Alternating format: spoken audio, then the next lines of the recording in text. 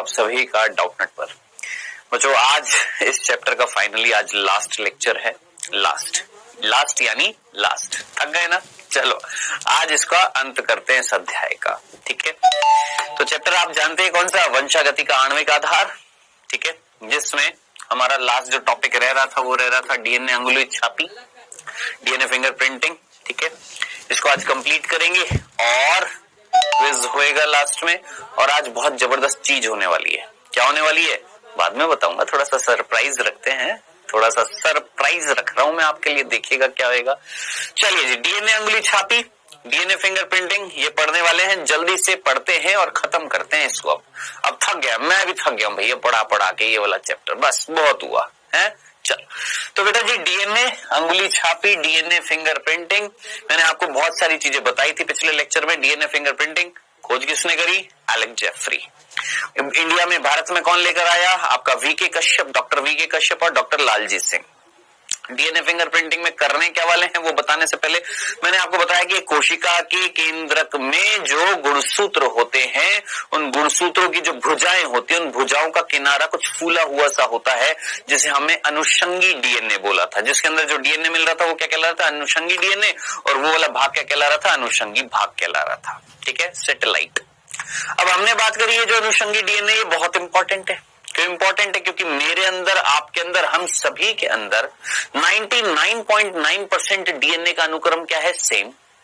अंतर जो था वो कहां पर आ रहा था? वो आ रहा था उस डीएनए में जो कहां पर मिल रहा था? अनुषंगी भाग में मिल रहा था। यानी अनुषंगी डीएनए जो होगा मेरा, आपका, हम सभी का, उसमें कुछ अंतर है। क्या अंतर है? कि कुछ ऐसे अनुक्रम जो बार बार रिपीट हो रहे थे, कुछ ऐसे अनुक्रम जो बार बार रिपीट हो रहे थे, उनकी लंबाई जो है वो अलग अलग मिल रही है। उनकी लंबाई जो है वो अलग अलग मिल रही है हर व्यक्ति के अंदर। तो ऐसे पुनरार्थक अनुबद्ध, या मैं बोलूंगा अनुबद्ध पुनरार्थक की विभिन्न संख्या VNTR जो थे हमारे, जिनकी लंबाई अलग अलग मिल रही है हर व्यक्ति के अंदर, बार बार रिपीट हो रहे हैं। मेरे अंदर भी, आपके अंदर भी, हम सभी के अंदर रिपीट तो हो रहे हैं, लेकिन उनकी लंबाई जो है ना वो अलग अलग मिल रही है। पर्टिकुलरली कौन से डीएनए में? अनुषंगी डीएनए में। ये मैंने आपको बताया। फिर मैं आपको सीधा स्टार्ट कर दिया था क्या? डीएनए अंगुली छापी जो है, डीएनए फिंगरप्रिंटिंग जो है, इसकी प्रक्रिया। ठीक है, इसकी प्रक्रिया, इसके चरण। ठीक है, आइए इसको आज चरणों को करते हैं खत्म और खत्म करते हैं हमारा डीएनए फिंगरप्रिंटिंग। ठीक है, प्रक्रिया पढ़ रहे हैं तो इस प्रक्रिया के 6 चरण है, 6 स्टेप्स है, 6 चरण है, 6 स्टेप्स। ठीक है, सबसे पहला चरण जो है वो था, ध्यान से सुनना, वो पढ़ने से पहले मैंने आपको जो उदाहरण बताया था वो याद है ना? बढ़िया सा एक उदाहरण बताया था मैंने आपको। बोला था एक व्यक्ति है, कौन? एक लड़का है, कौन? चिंटू। ठीक है, जिसका कत्ल हो गया, मर्डर हो गया। किसका? चिंटू का। शक है किस पे? मिंटू पे, सिंटू पे और टिंटू पे। ठीक है, सिंटू पे शक है, और सॉरी मिंटू पे शक है, सिंटू पे शक है, टिंटू पे शक है। ये इसके दोस्त थे। मर्डर हुआ है किसका? चिंटू का। हो सकता है पिछले लेक्चर में मैंने चिंटू मिंटू इधर कर दिया, आज देख लेते हैं। ये चिंटू, ए चिंटू, बाकी बी मिंटू, सी सिंटू और डी टिंटू। ठीक है भैया। अब चिंटू का हुआ है कत्ल, और कत्ल होने के बाद आई सीआईडी, आए प्रद्युमन, एसीपी प्रद्युमन। बोला दया कुछ तो गड़बड़ है, कुछ तो गड़बड़ है। दया ने खोजबीन करी, उसने देखा चिंटू के हाथ में क्या थे? बाल थे। क्या थे? बाल थे। अब उस बालों का उन्होंने क्या किया? उस बालों को लिया, वो सैंपल था। किसका था? अब सीधी सी बात है, चिंटू की गुत्थम गुत्थी हुई होगी, लड़ाई हुई होगी इनमें से किसी एक से। शक है इन तीनों पर, इसके माता पिता को शक है इन तीनों पर। इसमें से किसी ना किसी ने इसका मर्डर किया है ना? तो कहीं ना कहीं चिंटू के हाथ में क्या मिले? बाल मिले। अब हो सकता है वो बाल मिंटू का हो सकता है वो सिंटू का हो सकता है वो टिंटू का हो। ठीक है, अब क्या करेंगे? तो सबसे पहले वो जो चिंटू के हाथों में जो बाल मिला था, ठीक है, उस बाल को लेंगे। वो क्या है? सैंपल है, वो नमूना है। किसका सैंपल है? मर्डरर का, कातिल का।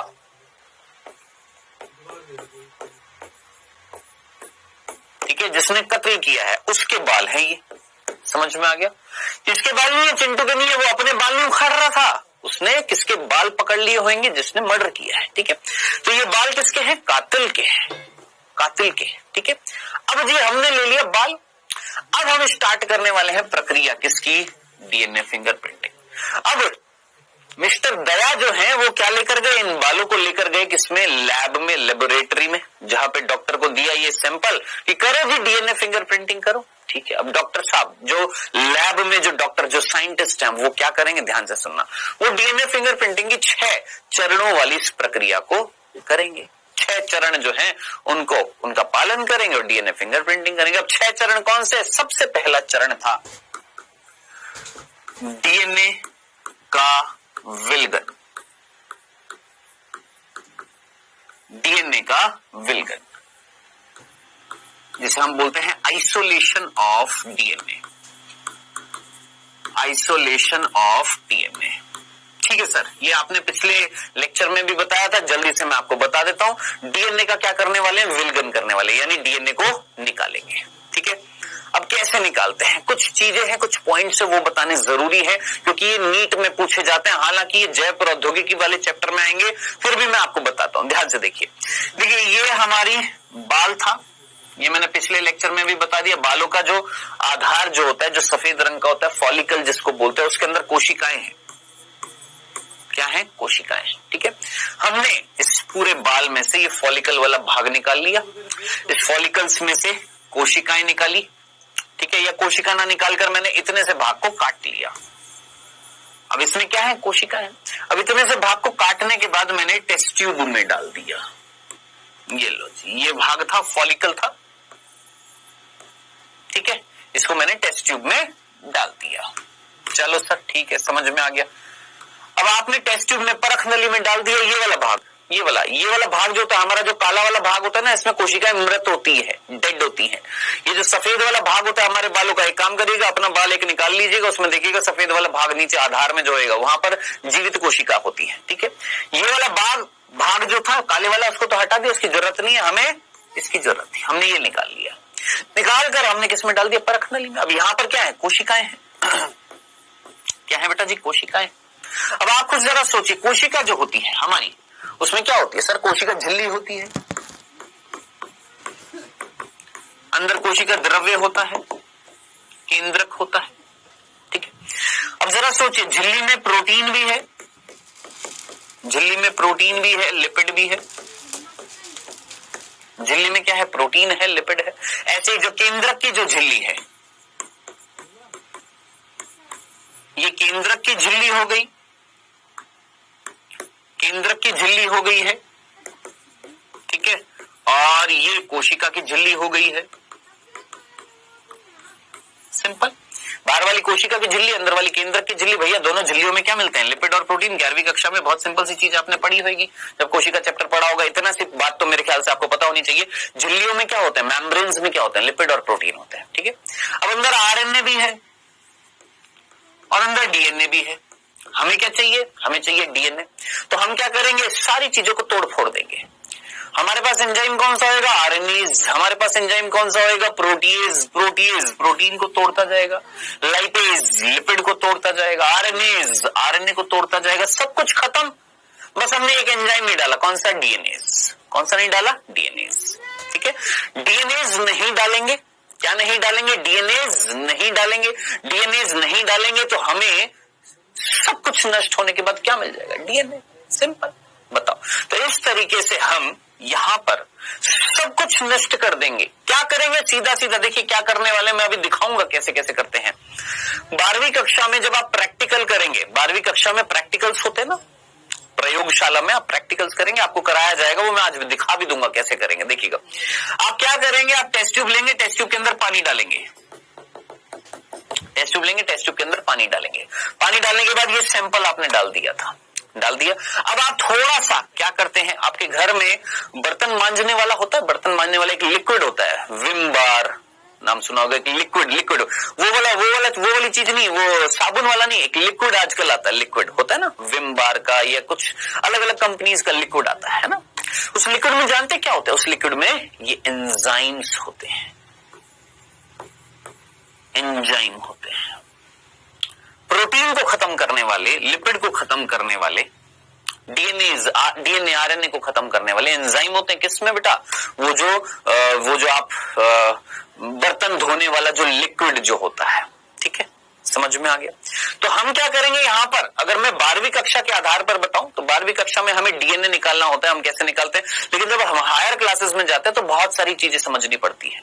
अभी 12वीं कक्षा के हिसाब से आपने क्या करा, यहां से सैंपल लिया, यहां पर डाला, इसमें डालने के बाद परख नली में थोड़ा सा नमक डालेंगे, थोड़ा सा ये विम जो होता है उसका लिक्विड डालेंगे, यहां पर डालने के बाद सारी कोशिकाओं सब कुछ नष्ट हो जाएगा, केवल डीएनए बच जाएगा। आप बोलेंगे कैसे? क्योंकि वो जो लिक्विड जो था, वो जो बर्तन धोने वाला जो लिक्विड था उसमें है क्या? एंजाइम्स। कौन से? प्रोटीएज, जो प्रोटीन का पाचन कर देंगे, लाइपेज लिपिड्स का पाचन कर देंगे, आरएनएज आरएनए का पाचन कर देंगे, लेकिन डीएनए नहीं होता है, डीएनएज नहीं होता है उसमें, ठीक है। आइए तो कैसे करते हैं 12वीं कक्षा में ये प्रैक्टिकल, वो मैं आपको बता देता हूं डीएनए निकालने का। अब रुको, एक और चीज आगे बढ़ने से पहले, मैं वो प्रैक्टिकल दिखाने से पहले एक और चीज बता दूं कि यहां पर जब आप वो सारी चीजें कर देंगे, यहां पर सब कुछ डाल देंगे, हिलाएंगे, सब कुछ हो जाएगा, करने के बाद में अंदर आपके पास क्या आ जाएगा सर? डीएनए आ जाएगा। अब परख नली के अंदर कोशिका नष्ट हो चुकी है, कोशिका के सारे पदार्थ नष्ट हो चुके हैं, अंदर ये जो लिक्विड है, ये जो मैं बोलूंगा पानी था, इसमें केवल क्या रहेगा सर? डीएनए हो जाएगा, सिर्फ डीएनए। अब ये डीएनए बचा पड़ा है किसके अंदर बेटा जी? इस परख नली के अंदर कौन है? डीएनए, ठीक है। अब इस डीएनए को कैसे निकालूं? ध्यान से सुनना। अब मैं एक रॉड लूंगा, या तो पीतल की या कांच की, छोटी सी पतली सी रॉड, ठीक है। इस तरीके से एक रॉड लूंगा, इसके अंदर डालूंगा परख नली में और उस रॉड को हिलाऊंगा। जैसे हिलाऊंगा तो ये डीएनए इससे चिपकता जाएगा, चिपकता जाएगा। फिर इस रॉड को निकाल लूंगा और निकालने के बाद इस रॉड को वापस से एक परख नली में डालूंगा और परख नली में डालने के बाद इस रॉड पे जो भी आपका डीएनए था वो सारा मेरे पास आ जाएगा। ये सिंपल। अगर अभी भी समझ में नहीं आया, वापस से ध्यान से सुनना। मैंने क्या बोला देखिएगा, वापस से सुनिएगा। मैं बेटा एक कोशिका के अंदर से डीएनए निकालने वाला हूं, सीधी सीधी बात है। मैं डीएनए का विलगन करने वाला हूं। आइसोलेट का मतलब ही क्या होता है? निकालना, अलग करना। मेरी एक कोशिका, उस कोशिका के अंदर डीएनए, आरएनए, प्रोटीन, लिपिड सब कुछ है, मुझे केवल डीएनए चाहिए। तो बाकी चीजों को नष्ट कर दूंगा तो मुझे क्या मिल जाएगा? डीएनए। सिंपल सी बात, समझ में आई कि नहीं आई? सारी चीजों को नष्ट कर दूंगा, मुझे क्या मिल जाएगा? डीएनए। अब सारी चीजों को कैसे नष्ट करूंगा? आरएनए को कैसे, प्रोटीन को कैसे, लिपिड को कैसे नष्ट करूंगा? तो मेरे पास एंजाइम है। लाइपेज लिपिड को खत्म कर देगा, आरएनएज आरएनए को खत्म कर देगा, प्रोटीएज प्रोटीन को खत्म कर देगा, कार्बोहाइड्रेट कार्बोहाइड्रेट को खत्म कर देंगे। लेकिन मैंने डीएनएज नहीं डाला, क्यों? क्योंकि मुझे तो डीएनए चाहिए, ठीक है। तो हम सब सारे एंजाइम डाल देंगे। अब हम कैसे डालेंगे? 12वीं कक्षा में प्रैक्टिकल कैसे करेंगे? तो हमारे पास वो जो लिक्विड जो होता है, वो जो तरल जिससे हम बर्तन मांजते हैं, ठीक है, जो उसको क्या ही बोलूं, डिश वॉशर बोल दीजिए या अंग्रेजी में आपके, सिंपल घर पर देखिएगा, बर्तन धोने वाला जो साबुन होता है ना, साबुन नहीं लिक्विड आता है आजकल, वो लिक्विड डालूंगा, अभी दिखाऊंगा, ठीक है। डाल दिया, डालने के बाद में उसके अंदर होते हैं एंजाइम जो सब चीजों का पाचन कर देंगे, डीएनए को छोड़कर। कर दिया सब कुछ पाचन, क्या रह जाएगा अंदर? सिर्फ डीएनए। ये रहा डीएनए। अब क्या करूंगा मैं? एक छड़ लूंगा, एक रॉड लूंगा, एक कांच की ले लूंगा या एक स्टील की ले लूंगा और उसको अंदर डालूंगा और हिलाऊंगा। जैसे हिलाऊंगा मेरा डीएनए इस रॉड पर चिपक जाएगा, मैं निकाल लूंगा अपना डीएनए। जय राम जी की, बस इतनी सी बात, ठीक है। अब ध्यान से सुनना, ये रॉड डालकर डीएनए निकालने की जो प्रक्रिया होती है, इसे हम बोलते हैं स्पूलिंग। याद रखना, क्या बोलते हैं? स्पूलिंग बोलते हैं, ठीक है। अब यहां तक की जो प्रक्रिया है, इसको मैं आपको दिखाने वाला हूं, ध्यान से देखिएगा। मैं अब आपको ये प्रक्रिया दिखाने वाला हूं, ध्यान से देखिएगा, ठीक है। अब एक वीडियो चलेगी, उस वीडियो में कुछ बच्चे आपको दिखेंगे जो प्रैक्टिकल करते हुए दिख रहे हैं, डीएनए निकालते हुए दिखेंगे, ठीक है। देखिएगा, ध्यान से देखिएगा। ये बीकर है, इसके अंदर आपने पानी डाल दिया, ठीक है। थोड़ा सा नमक ले लिया है, कागज में थोड़ा सा नमक ले लिया है, ठीक है। और नमक लेने के बाद आपने इस बीकर में ये क्या डाल दिया? ये देखिए, ये वो लिक्विड है, लिक्विड डिटर्जेंट, ठीक है। ये आपने पानी में पानी लिया, इस बीकर में पानी ले लिया, ले लिया पानी, अब पानी में नमक भी डालेंगे और वो डिटर्जेंट भी डालेंगे, लिक्विड। ये देखो, ये लिक्विड डिटर्जेंट डाल दिया, 10 ml लिक्विड डिटर्जेंट डाल दिया। अब इसमें नमक भी डाल देंगे, आहो ये लो डाल दिया, क्या डाल दिया, नमक भी डाल दिया। चलो जी, अब इसको हिला लेंगे, अब हमारा एक सॉल्यूशन तैयार हो गया। अब हम क्या करने वाले हैं, यहां पर रोकते हैं। यहां तक चीज समझ में आ गई, हमने क्या क्या किया, पानी लिया, पानी में वो लिक्विड डिटर्जेंट डाल दिया, ठीक है, और क्या डाल दिया, नमक डाल दिया, सॉल्ट डाल दिया, हिला दिया, एक सॉल्यूशन तैयार हो गया, ठीक है। अब इसके बाद इस प्रैक्टिकल में क्या किया गया था, केले लिया गया था, केले यानी पादप कोशिका, ठीक है। केला क्या है, पादप का भाग है, उस पादप की कोशिका में से डीएनए निकालना है, तो हमने केला लिया भैया। आइए देखें, अब केला लेंगे, ये हमने हिला दिया। चलो अब हमने क्या ले लिया भैया, एक केला ले लिया, क्या ले लिया, केला ले लिया। केला लेने के बाद उस केले के छोटे छोटे टुकड़े करेंगे और इस पॉलिथीन के अंदर डाल देंगे। इस पॉलिथीन के अंदर ये लो केले के छोटे छोटे टुकड़े कर दिए, टेक पीसेस ऑफ बनाना, ठीक है। और टुकड़े करने के बाद बेटा जी अब हम इसको डाल देंगे किसके अंदर, इस पॉलिथीन के अंदर डालेंगे। थोड़ा सा साइड में हो जाता हूं मैं इधर, कहां पर डालेंगे, ये पॉलिथीन ले लिया, इस पॉलिथीन के अंदर केला डाल दिया। चलो अब डालने के बाद रुको, डाल दिया था, अब डालने के बाद उस पॉलिथीन के अंदर वो जो अभी थोड़ी देर पहले वो लिक्विड सॉल्यूशन बनाया था, पानी, लिक्विड डिटर्जेंट और नमक वाला जो घोल जो हमने बनाया था वो घोल भी डाल दिया इसके अंदर, तो केला भी डाल दिया और वो घोल डाल दिया। उस घोल में क्या है, एंजाइम्स है ना। चलो जी, ये लिक्विड हमने वो जो बनाया था, घोल बनाया था, वो डाल दिया, ठीक है सर, डाल दिया।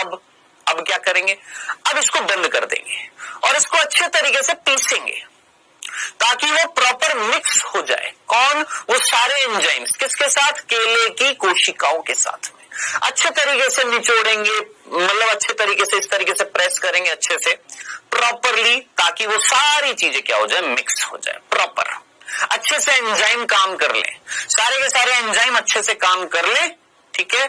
सब कुछ खत्म कर दे, आरएनए, प्रोटीन, लिपिड सब कुछ खत्म कर दे, सिर्फ डीएनए खत्म ना करे, ठीक है। चलो जी, अब आगे क्या करेंगे, अब ये जब पीस लेंगे अच्छे तरीके से, मिक्स कर देंगे अच्छे तरीके से, फिर अब इसको हम छानेंगे। क्या करेंगे, अब इसको हम छानेंगे। आइए छानते हैं, चलो बालकों छानो, जल्दी से छान, ये लो छान दिया, चलो छलनी से छान दिया। अब देखिए स्कूल में तो छलनी से छान देते हैं, लेकिन जब आप बड़ी कक्षाओं में जाते हैं, ग्रेजुएशन करते हैं, स्नातक की डिग्री करते हैं, बड़ी बड़ी लैब्स में काम करते हैं, तो वहां पर है ना फिल्टर पेपर होते हैं, फिल्टर पेपर, ठीक है, वहां पर उनसे छानते हैं। यहाँ पर सिंपल छलनी से छान दिए, चलो छान दिया। अब छानने के बाद नीचे लिक्विड आ रहा है। अब ये जो लिक्विड आया है, इस लिक्विड में है क्या, डीएनए, यस डीएनए जो टूटा नहीं था, ठीक है। चलो सर, ये रहा डीएनए। अब रुकिए, अब ध्यान से देखिए, अब क्या करने वाले हैं, अब जो चीज मैं आपको बताने वाला हूं वो इस वीडियो में भी पता लगेगा। इसके अंदर हम डालने वाले हैं इथेनॉल।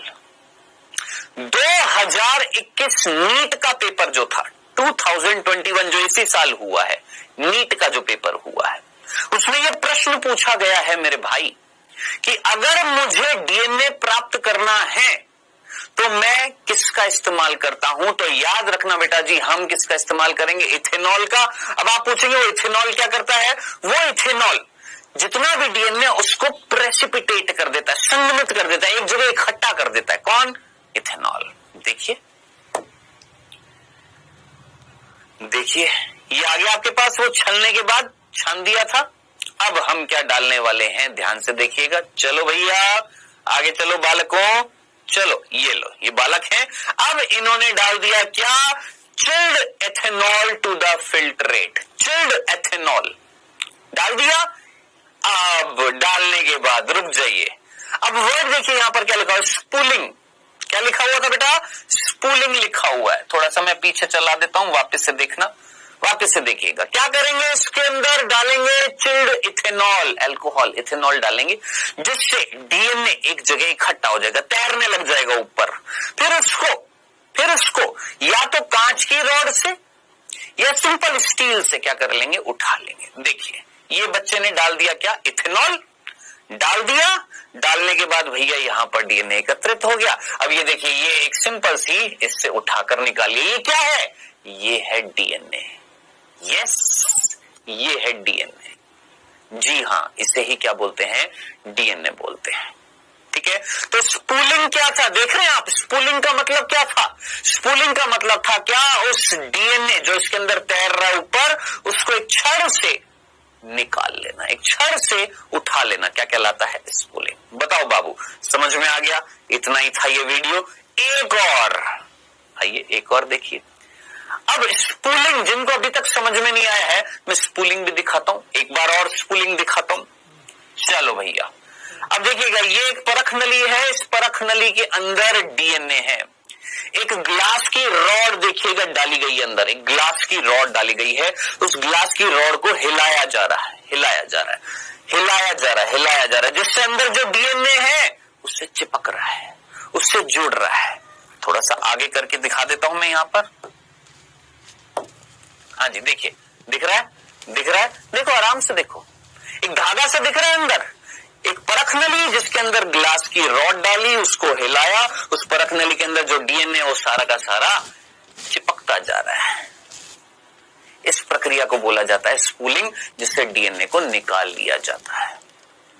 बताओ, यहां तक की कहानी समझ में आ गई है? इस तरीके से हम डीएनए को एक्सट्रैक्ट करते हैं, आइसोलेट करते हैं, विलगित करते हैं, विलगन करते हैं, अलग कर देते हैं, निकाल लेते हैं। डनाडन डन। चले आगे, कंफ्यूजन तो नहीं था? पक्का? ये देखिए, ये पूरा फाइनली आपका क्या हो चुका है बेटा जी? ये निकल गया पूरा का पूरा क्या? डीएनए। चलो जी, समझ में आ गया? ये देखो, ये है पूरा का पूरा धागा, किसका? डीएनए का। ठीक है, चलो बेटा, तो ये मैंने आपको कुछ चीजें बताई हैं। हमारा पहला चरण था कौन सा बेटा जी? हमारा सिंपल सा किया, डीएनए का विलगन। क्या करा था? डीएनए का विलगन। और साथ ही साथ मैंने आपको 12वीं कक्षा का एक प्रैक्टिकल भी समझा दिया, ऐसे कराया जाएगा आपको स्कूल में। ठीक है, करिएगा, मजा आएगा। चलिए जी, हमने फाइनली डीएनए प्राप्त कर लिया, एक रॉड से डीएनए निकाल लिया है। ठीक है, अब क्या करेंगे? डीएनए निकल गया। अब दूसरा चरण था बेटा हमारा, दूसरा चरण है प्रतिबंधन एंजाइम द्वारा हमें अब इसका क्या करना है? पाचन। प्रतिबंधन एंजाइम द्वारा पाचन। अब ये हालांकि मैंने आपको पिछले लेक्चर में भी बता दिया था, जल्दी से बता देता हूं बेटा जी। हमारे पास इतना लंबा डीएनए आया, ठीक है। अब इतने लंबे डीएनए की हमें जरूरत नहीं है, केवल हमें इतने से भाग की जरूरत है। कौन सा ये भाग? अनुषंगी भाग।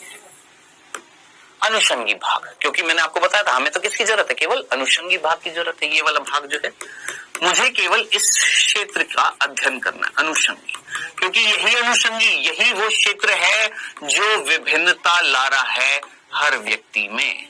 यही वो अनुषंगी क्षेत्र है जहां पर डीएनए के अनुक्रम की लंबाई, जो पुनरावर्तित डीएनए है उनकी लंबाई अलग अलग मिलेगी हर व्यक्ति के अंदर। तो मुझे इसका अध्ययन करना है, तो मुझे इतने सारे लंबे डीएनए की जरूरत नहीं है, हटा दिया, काट दिया, किससे? एंजाइम से। अब मेरे पास ये आ गया। अब मेरे पास ये जो अनुषंगी डीएनए आया है, ये अनुषंगी डीएनए मेरे पास जो आया है, ठीक है। अब इस अनुषंगी डीएनए का क्या करूंगा? ये मेरे पास जो अनुषंगी डीएनए आया है, अब इस अनुषंगी डीएनए का फिर से पाचन कराऊंगा और इसके छोटे छोटे क्या हो जाएंगे? टुकड़े हो जाएंगे। कुछ बड़े होंगे, कुछ छोटे होंगे, कुछ बड़े होंगे, कुछ छोटे हो जाएंगे। अब ये किसके द्वारा हुआ भैया? प्रतिबंधन एंडोन्यूक्लिएज एंजाइम। याद रखना, कौन? प्रतिबंधन एंडोन्यूक्लिएज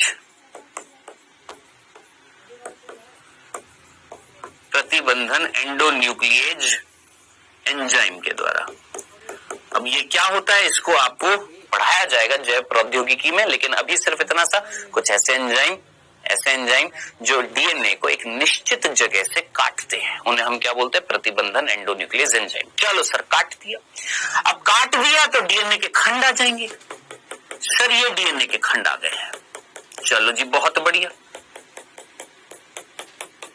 ये हमारे पास डीएनए के खंड आ गए हैं। कोई छोटा होगा, कोई बड़ा होगा, कोई मध्यम आकार का होगा, यानी बहुत सारे खंड। अब बेटा ये कर कहां रहे हैं, ये सारा काम कहां कर रहे हैं बाबू, ये सारा काम परख नली के अंदर हो रहा है। ये सारा काम कहां हो रहा है, परख नली के अंदर। भैया ये जो डीएनए आपने प्राप्त किया था अभी स्पूलिंग से निकाला था, उस स्पूलिंग से डीएनए निकालकर आपने परख नली में डाल दिया। ठीक है सर, डाल दिया। डालने के बाद अब इस परख नली में आपने एंजाइम डाले, कौन से, प्रतिबंधन एंजाइम, जो इस सबसे पहले इस अनुषंगी जो क्षेत्र है इसको यहां से अलग करेंगे, यानी इस वाले भाग को यहां से हटा देंगे।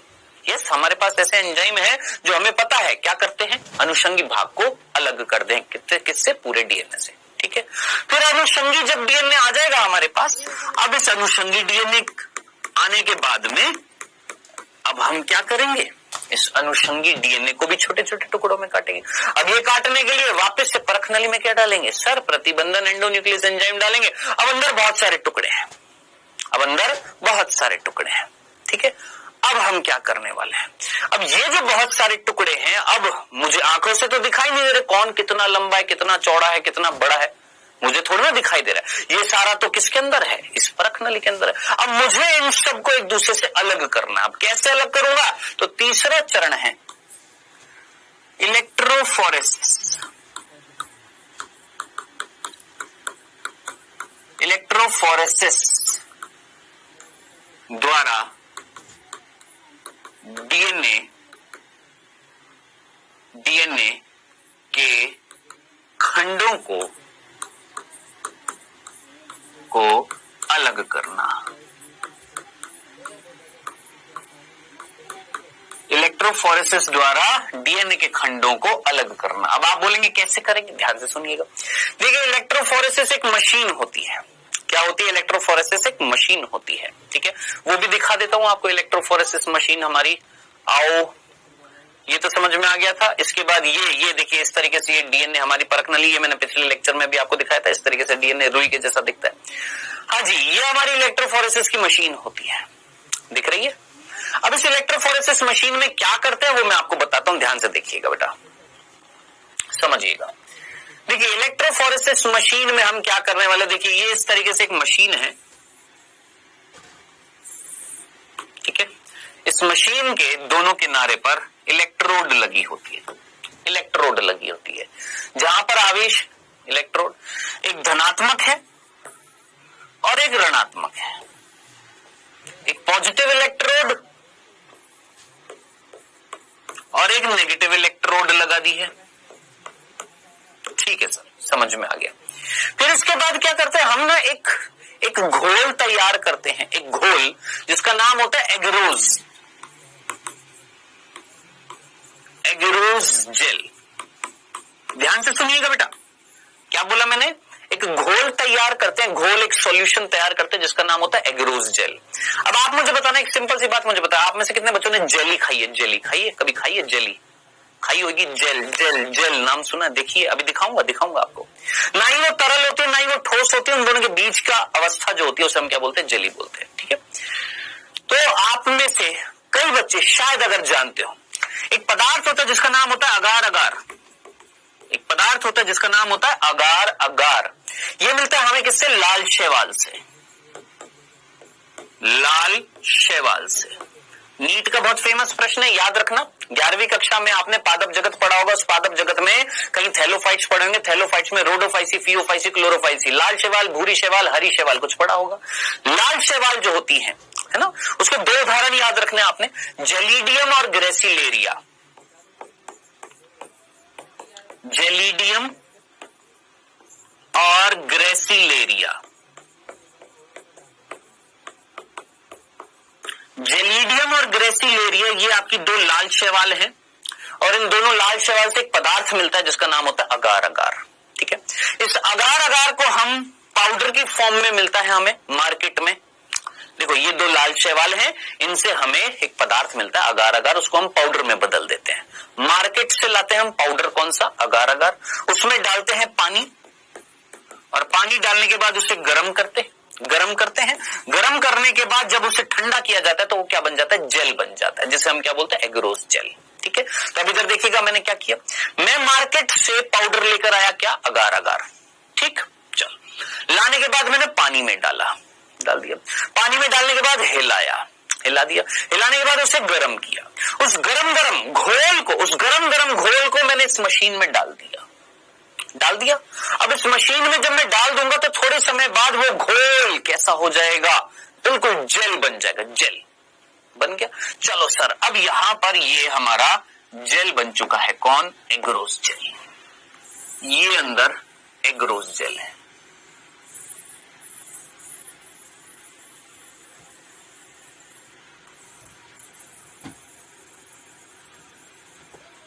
ये मैंने यहां पर अंदर एग्रोस जेल डाल दिया है।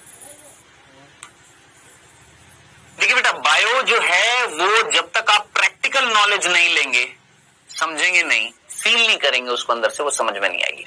आपने क्या किया, पाउडर लेकर आए आप मार्केट से, क्या अगार अगार मार्केट में कहां से आया? 2 प्रकार की लाल शैवाल, जेलिडियम और ग्रेसिलेरिया, इनसे प्राप्त किया जाता है अगार। उसको पाउडर फॉर्म में बदल देते हैं।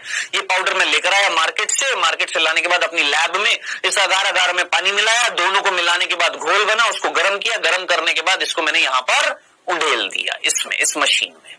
अब जैसे उड़ेल दूंगा ये ठंडी होगी, ठंडी होने के बाद कहीं ना कहीं यहां पर ये जेल, जब ये ठंडा हो जाएगा घोल, तो ये सॉलिड हो जाएगा, मतलब जेल जैसा हो जाएगा, जेली बन जाएगा, जिसको हमने क्या बोला? Agarose gel. ठीक है सर। अब जब डाल रहे थे तो उस समय हम कुछ क्षेत्र जो है ना उनको खाली कर देते हैं यहां पर, इस तरीके से।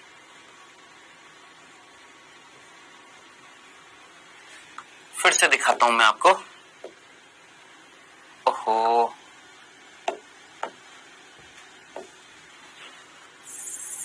वापस से बनाता हूं बेटा, 2 मिनट वेट करिए बस, क्योंकि फिर अच्छे से समझ में नहीं आया तो फिर फायदा ही क्या है पूरा इतनी मेहनत करने का। देखिए, ध्यान से देखिए, मैं यहां पर ना जेल डाल रहा था, लेकिन जेल डालते हुए ना मैंने क्या किया था, मान लीजिए थोड़ी सी, अब उसको मैं कैसे समझा सकता हूं आपको, कोशिश करता हूं समझाने की। जब मैं यहां पर मेरे बीकर में जेल था, मैं उसको डाल रहा था ना, तो कुछ जगह मैंने यहां पर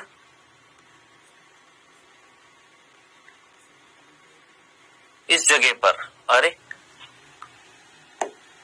इस जगह पर,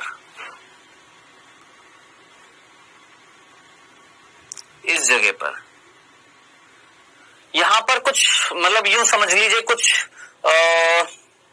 कैसे बताऊं मैं, कुछ चीजें लगा दी।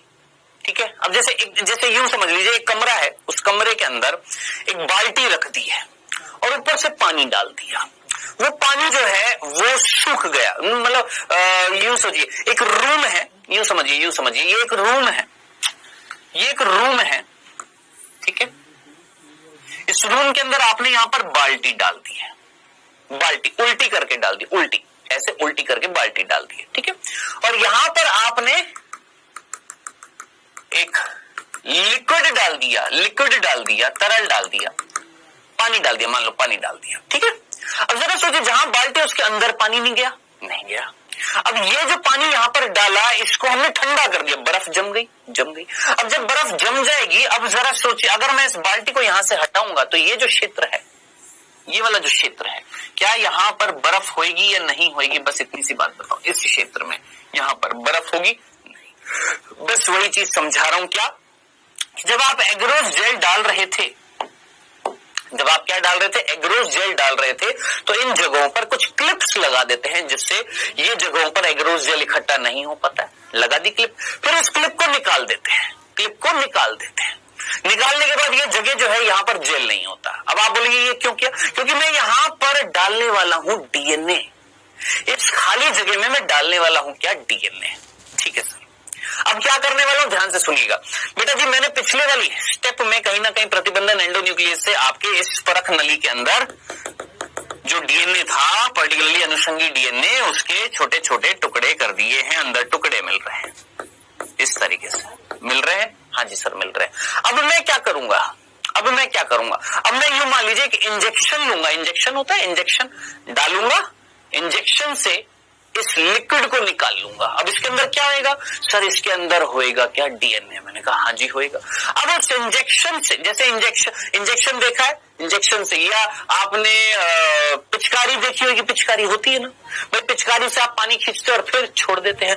आपने एक पिचकारी ली, पिचकारी से खींच लिया, उस पिचकारी के अंदर ये पानी आ गया, डीएनए आ गया, फिर आपने उस पिचकारी को लेकर यहां पर रखा और प्रेस किया, क्या आ जाएगा यहां पर? Sir DNA. यहां क्या आ जाएगा? Sir DNA. यहां क्या आ जाएगा? डीएनए। इतनी सी बात समझ में आ गई। अब जरा सोचिए, डीएनए कौन सा? ये अनुषंगी डीएनए था जिसके छोटे छोटे टुकड़े हैं, आपने यहां पर डाल दिया। अब आप यहां पर इलेक्ट्रोड लगा रखी है, क्या लगा रखी है बेटा जी? यहां पर इलेक्ट्रोड लगा रखी है। कौन सी लगा रखी है बेटा जी? यहां पर आपने यहां पर लगा रखी है पॉजिटिव इलेक्ट्रोड और यहां पर लगा रखी है नेगेटिव इलेक्ट्रोड। जहां डीएनए होता है, जिधर की तरफ डीएनए होता है उधर नेगेटिव इलेक्ट्रोड, और उसके विपरीत कौन सी होती है? Positive electrode. अब आप अच्छे तरीके से जानते हैं डीएनए पर आवेश कैसा होता है? नेगेटिव। अब ये डीएनए भागेगा, किधर की तरफ भागेगा? पॉजिटिव इलेक्ट्रोड की तरफ। यहां पर कौन सी इलेक्ट्रोड है? पॉजिटिव है। यहां पर कौन सी इलेक्ट्रोड थी? नेगेटिव थी। अब डीएनए किधर की तरफ भागेगा? सर डीएनए उधर की तरफ भागेगा जहां पॉजिटिव इलेक्ट्रोड है। चलो जी, अब डीएनए भागेगा कैसे, आगे कैसे जाएगा? तो ये जो जेल जो होती है ना, इसमें छोटे छोटे छेद होते हैं, इस जेल में छोटे छोटे छेद होते हैं, उन छेदों के माध्यम से होता हुआ आगे की तरफ बढ़ेगा। अब आप मुझे बताएंगे, हमने बोला यहां पर जब प्रतिबंधन एंडोन्यूक्लियस से काटा जाएगा, काटने के बाद यहां पर जो डीएनए के कुछ छोटे टुकड़े, कुछ बड़े टुकड़े, कुछ छोटे कुछ बड़े हैं, आप मुझे बताइए यहां पर जल्दी कौन भागेगा? छोटे टुकड़े के बड़े टुकड़े? आप बोलेंगे सर छोटे टुकड़े भागेंगे नहीं, भागेंगे, भागेंगे ना, भागेंगे ना। चलो जी सर, भाग रहे हैं, भाग रहे हैं, भाग रहे हैं। छोटा वाला जल्दी पहुंच जाएगा, बड़े वाला पीछे रह जाएगा। छोटा वाला जल्दी पहुंच जाएगा, बड़े वाला क्या हो जाएगा? पीछे रह जाएगा। क्यों? क्योंकि छोटे वाले का आणविक भार, मॉलिक्यूलर वेट कम है। बड़े वाला, जैसे ये बड़ा डीएनए था, ये पीछे रह गया, और ये छोटा वाला आगे आ गया। ये मध्यम आकृति का था, ये यहीं रह गया। ठीक है, तो कहने वाली बात है क्या, ये डीएनए भाग रहा था, किधर की तरफ भाग रहा था? पॉजिटिव इलेक्ट्रोड की तरफ भाग रहा था। क्यों भाग रहा था? क्योंकि डीएनए पर आवेश कैसा है? नेगेटिव। वो किधर की तरफ भागेगा? जहां पर पॉजिटिव होगा उधर जब भागेगा तो कौन सा पहले पहुंचेगा? जो छोटा होगा, जिसका आणविक भार क्या होगा? कम होगा। तो जरा सोचिए, क्या हमने डीएनए के इन खंडों को अलग कर दिया या नहीं कर दिया? किसमें? जेल इलेक्ट्रोफोरेसिस में। किया कि नहीं किया? यस सर, कर दिया, कर दिया। जेल इलेक्ट्रोफोरेसिस में हमने डीएनए के खंडों को क्या कर दिया? सेपरेट। अब आप बोलेंगे सर हमें कैसे दिखाई देगा? हमें कैसे दिखाई देगा? तो बेटा देखने के लिए ध्यान से सुनिएगा, इनको देखने के लिए हम क्या करते हैं? इनके ऊपर डाई डालते हैं। क्या डालते हैं? डाई। क्या डालते हैं? डाई। और उस डाई का नाम है ETBR, ethidium bromide. Ethidium bromide, ठीक है, ये डाई डाली जाती है, इथिडियम ब्रोमाइड। नीट 2021 का प्रश्न, नीट 2021 का प्रश्न है, इस साल, इस वर्ष नीट 2021 में जो एग्जाम हुआ था उसका प्रश्न था। ये इथिडियम ब्रोमाइड जो होती है, ध्यान से सुनना, ये इथिडियम ब्रोमाइड जो होती है ये डाई है। डाई तो समझ में आता है ना, जो रंग देगी। तो हमने क्या किया साहब, यहाँ पर जो डीएनए था इसको कलर दिया। कैसे कलर दिया सर? हमने इसके ऊपर डाल दी इथिडियम ब्रोमाइड। क्या डाई डाल दी है? Ethidium bromide. अब ये डीएनए जब भागेगा तो इस पर कलर लगा हुआ है, ये सर कलर लगा हुआ है। अब हमें क्या वो आंखों से दिखाई देगा? नहीं रे, ये वाली जो डाई है ये आंखों से नहीं दिखाई देती है, ये एक विकिरण डाई होती है। कैसी होती है? विकिरण डाई होती है। अब आप बोलेंगे विकिरण डाई, अभी मैं दिखाऊंगा विकिरण डाई का मतलब, ठीक है। ये कैसी डाई होती है? विकिरण डाई होती है। देखो हमने क्या लिया, देखो वापस से सुनना जिनको नहीं समझ में। देखिए मेरे पास ये परख नली, इस परख नली के अंदर ये अनुषंगी डीएनए के छोटे छोटे टुकड़े थे, कोई बड़ा था, कोई छोटा था, कोई सामान्य आकृति का था। मैंने अंदर डाई डाल दी है, इन डीएनए के ऊपर डाई चढ़ गई है, इनके ऊपर क्या लगी हुई है? डाई, ठीक है। अब मैंने क्या लिया, एक इंजेक्शन ले लिया, उस इंजेक्शन से खींच लिया। किसको खींच लिया? इस तरल को खींच लिया। उस इंजेक्शन के अंदर क्या आ गया? डीएनए आ गया है। अब मैं क्या करूंगा, इस जेल इलेक्ट्रोफोरेसिस मशीन में यहां पर जो खाली जगह जहां पर एग्रोस जेल नहीं था वहां पर डीएनए डाला, फिर और डाला, फिर और डाल दिया, डाल दिया। ये जो खाली जगह थी यहां पर डीएनए डालता जा रहा हूं, डालता जा रहा हूं, डालता जा रहा हूं, ठीक है सर, डाल दिया। अब डालने के बाद क्या होगा भैया? सीधी सी बात है, कहीं ना कहीं जैसे ही चार्ज, जैसे ही इलेक्ट्रिसिटी ऑन की जाएगी, ये पॉजिटिव इलेक्ट्रोड है, उसकी तरफ भागेगा कौन? डीएनए।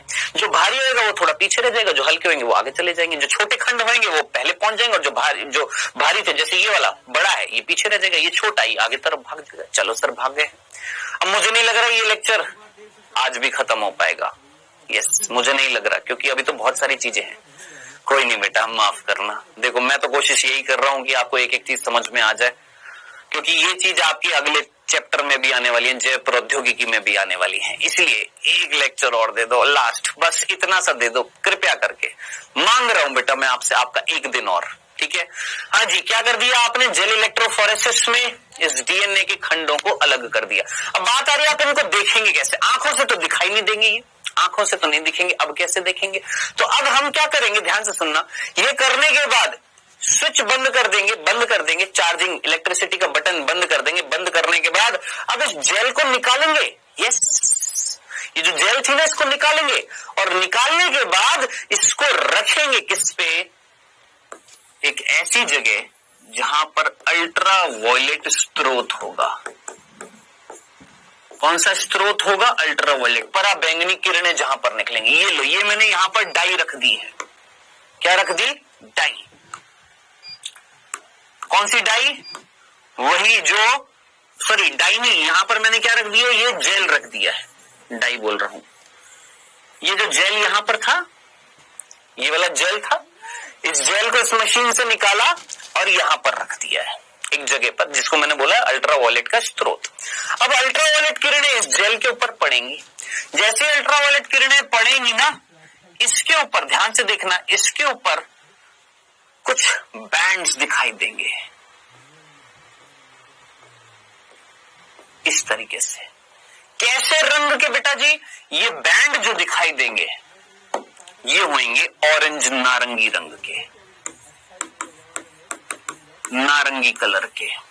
किसके कारण, इस डाई के कारण। जो डाई जगमगाती है जब उसके ऊपर किरणें पड़ती हैं, कौन सी, अल्ट्रा वायलेट किरणें, ऐसी डाई को हम बोलते हैं विकिरण डाई। बताओ बाबू समझ में आया नहीं आया। अब आप मुझे बताएं, ये जो बैंड्स हैं ये किस चीज को बता रहे हैं, ये जो बैंड जो होएगा ये किस चीज को बताएगा, ये बताएगा डीएनए को। अब ये जो सारी चीजें मैंने आपको समझाई है ना, अब इस चीज को मैं आपको एक और वीडियो से दिखाना चाहता हूं। बताएं यहां तक कि ये 3 स्टेप समझ में आ गए हैं, कोई दिक्कत तो नहीं थी। चलिए इन तीनों स्टेप में जो तीसरा स्टेप था जेल इलेक्ट्रोफोरेसिस वाला, वो भी एक बार देख लेते हैं बेटा जी। ये मैंने आपको डीएनए को कैसे निकाले जाता है वो बताया, स्पूलिंग बताया, ये डीएनए यहां पर होता है। अब ये जेल इलेक्ट्रोफोरेसिस की मशीन दिखाई थी, ऐसे होती है। अब मैं आपको दिखाता हूं कैसे जेल इलेक्ट्रोफोरेसिस किया जाता है, ठीक है, देखिएगा।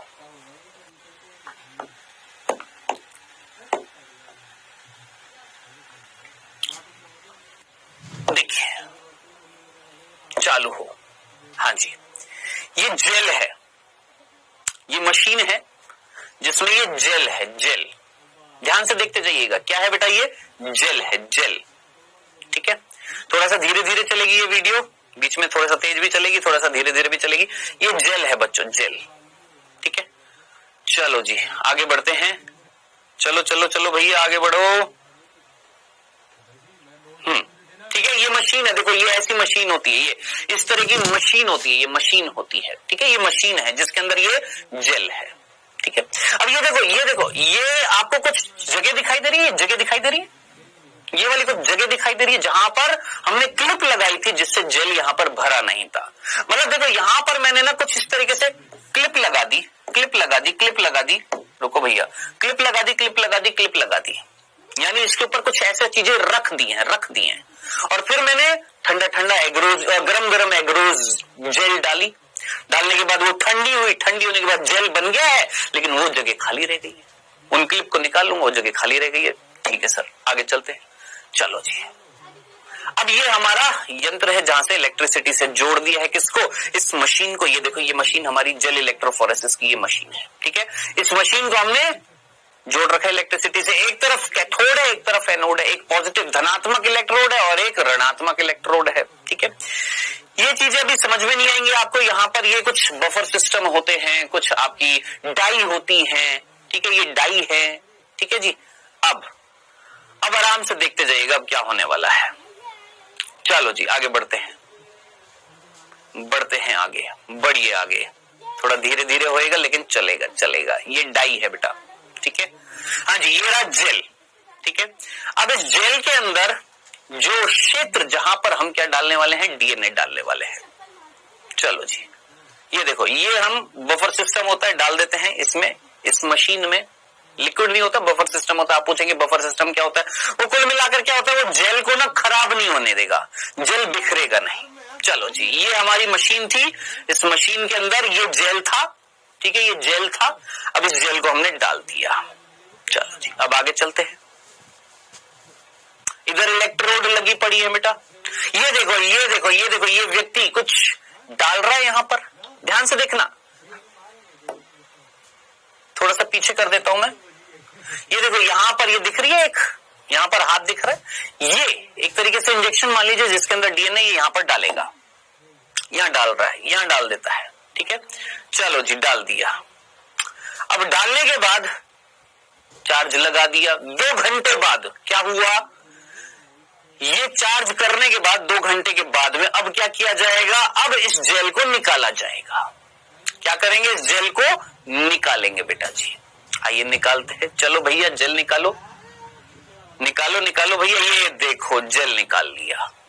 अब जेल निकालने के बाद में निकाल लिया, अब इस जेल को अलग करेंगे इस मशीन से, इस जेल को निकालेंगे। देखो ये जेल निकल गया, ये जेल निकल गई, आ गई जेल, ये जेल है, ऐसी होती है जेली। अब ये जहां पर रखा है ना, जहां पर रखा हुआ ये जेल, इसके ऊपर अल्ट्रावायलेट स्रोत डाला जाएगा। चलो जी, ये देखो अल्ट्रावायलेट स्रोत, ये रहा, ये जल गया, अल्ट्रावायलेट स्रोत जल गया। अब देखिए यहां पर कुछ बैंड्स दिखाई देते हैं इस तरीके से, ये इधर इधर इधर इधर इधर कुछ बैंड दिखाई देंगे। इथिडियम ब्रोमाइड डाई डाली थी, जिसकी वजह से कुछ ऑरेंज कलर के यहां पर क्या आएंगे, बैंड आएंगे। बस इतना सा बताना था। देखिए डीएनए फिंगरप्रिंटिंग,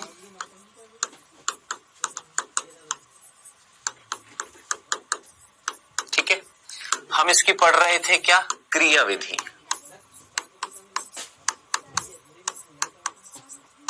हम इसकी प्रोसेस देख रहे थे, ठीक है।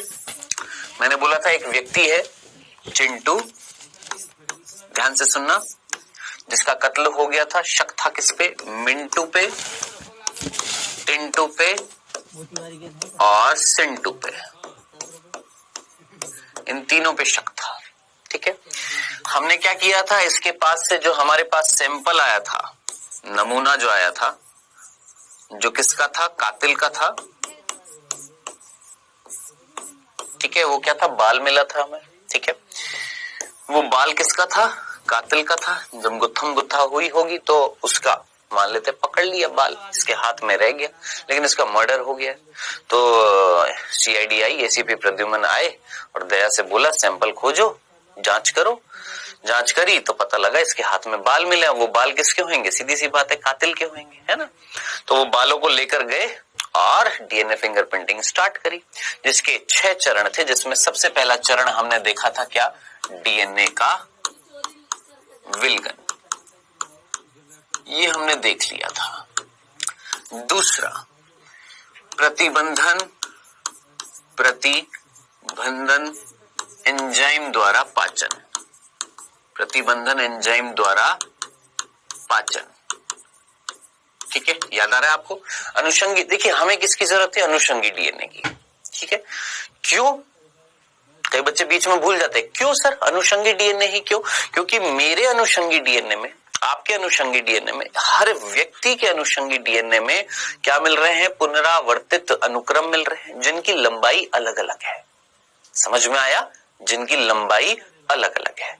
मेरे अंदर भी अनुषंगी डीएनए में एटीजीसी जो है वो रिपीट हो रहे हैं, या तो एटी रिपीट हो रहा है, या जीसी रिपीट हो रहा है, या सीजी रिपीट हो रहा है, या एजी रिपीट हो रहा है, रिपीट हो रहे बार बार। लेकिन वो जो रिपीट हो रहे हैं उनकी लंबाई अलग अलग है, ठीक है। हर व्यक्ति में बहुरूपता मिलती है। अनुषंगी डीएनए में क्या मिल रही है, बहुरूपता मिल रही है, किसकी, पुनरावर्तित अनुक्रम की। ये मैं आपको ऑलरेडी बता चुका हूं, ठीक है। तो प्रतिबंधन एंजाइम द्वारा पाचन कर दिया था, डीएनए के छोटे छोटे टुकड़े आ गए थे। अब ये सारा काम परख नली में हुआ था एंजाइम डाल के, है ना। फिर साहब मुझे वो जो अनुषंगी डीएनए के जो छोटे छोटे खंड थे उन्हें क्या करना था, सेपरेट करना था, अलग करना था। तो अलग करने के लिए मैंने क्या किया था, मैंने जेल इलेक्ट्रोफोरेसिस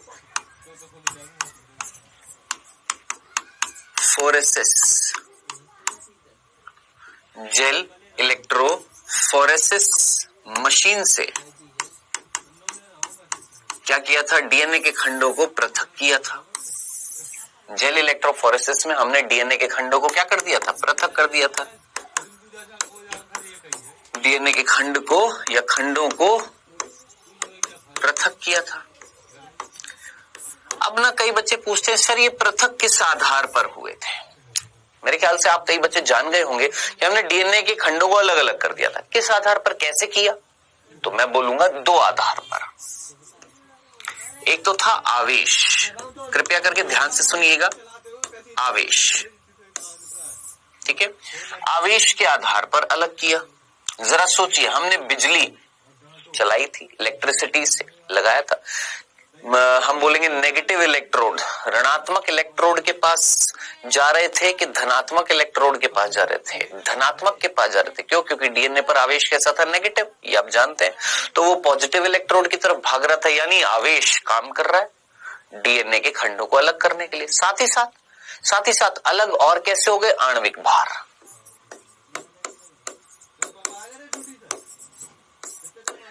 किसके आधार पर? आणविक भार के आधार पर,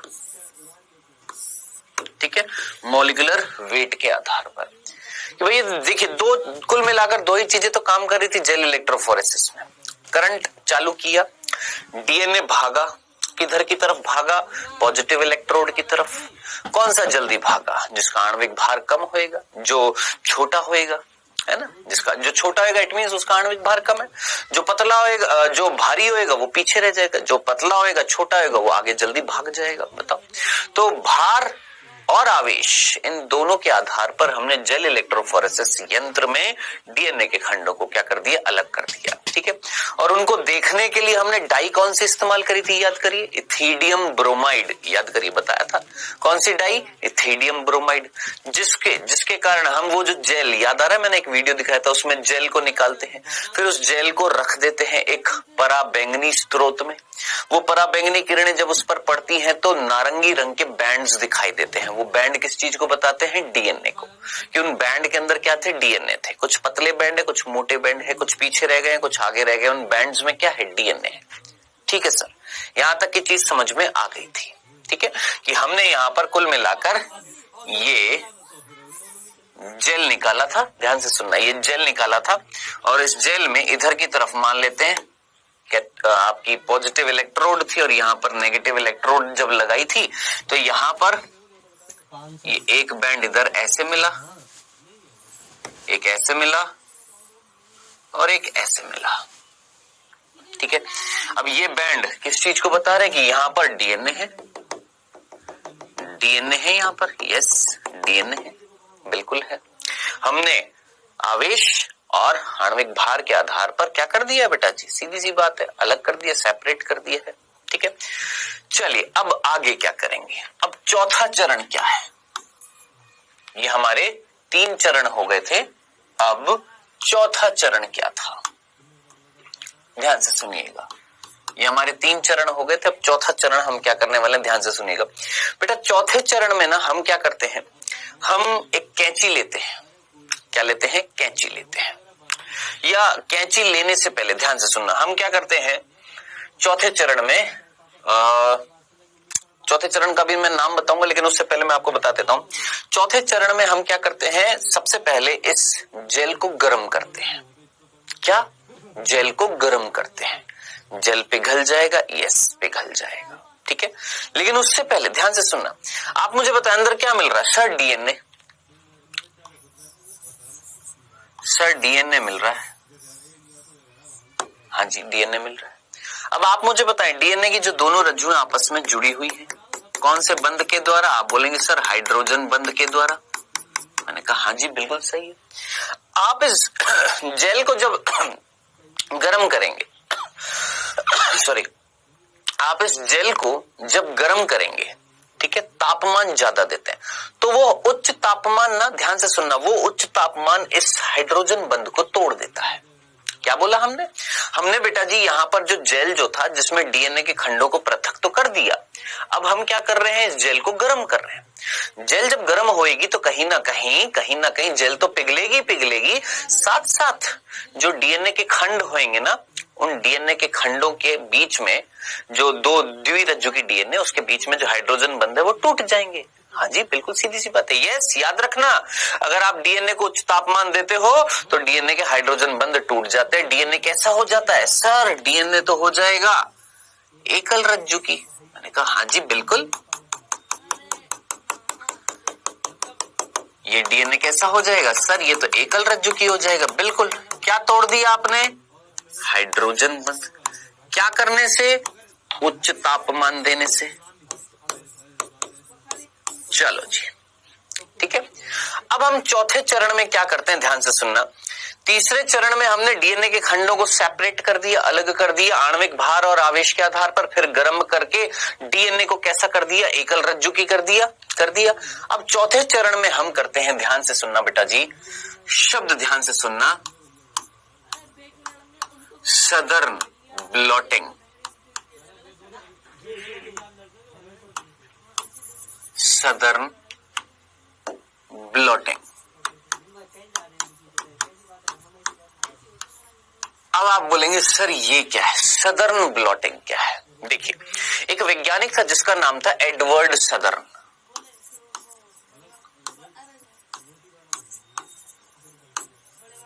एक वैज्ञानिक जिसका नाम था एडवर्ड सदर्न, साउथ से याद रखना, सदर्न, ठीक है। उसने एक तकनीक का विकास किया। उसने क्या किया, ये जो जेल जो था जिसको आपने गर्म किया था, गर्म करने से ये खुद भी जेल पिघल रहा था और साथ साथ डीएनए भी कैसा हो रहा था? एकल रज्जु की हो रहा था। अब आप इस जेल को, ये पिघले हुए जेल को लेते हैं, ठीक है, और पिघले हुए जेल पर एक शीट, एक पेपर बोलूंगा, एक पेपर या एक शीट जिसका नाम है नायलॉन शीट।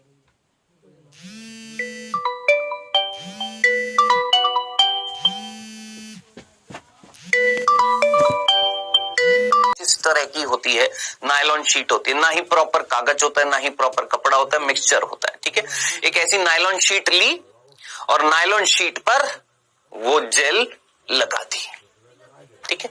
अब आप मुझे बताएं, इस नायलॉन शीट पर जब आप वो पिघली हुई जेल डाल रहे हैं और उस जेल में क्या था बेटा जी? आपका ये डीएनए था। कौन सा? एकल रज्जु की डीएनए। तो अब आप मुझे बताएं, इस नायलॉन शीट पर क्या आ जाएगा? सर एकल रज्जु की डीएनए आ जाएंगे। सर ये एकल रज्जु की डीएनए आ गए। मैंने कहा वेल डन। कौन? एकल रज्जु की डीएनए, ठीक है। तो कई बच्चे पूछते हैं सर सदर्न ब्लॉटिंग का मीनिंग क्या होता है? देखिए, सदर्न वर्ड जो है वो तो किससे है? इस वैज्ञानिक के नाम से, एडवर्ड सदर्न, जिसने ये विकास किया था, ठीक है। ब्लॉटिंग का मतलब होता है सोख लेना। ब्लॉटिंग का मतलब होता है किसी चीज को सोख लेना।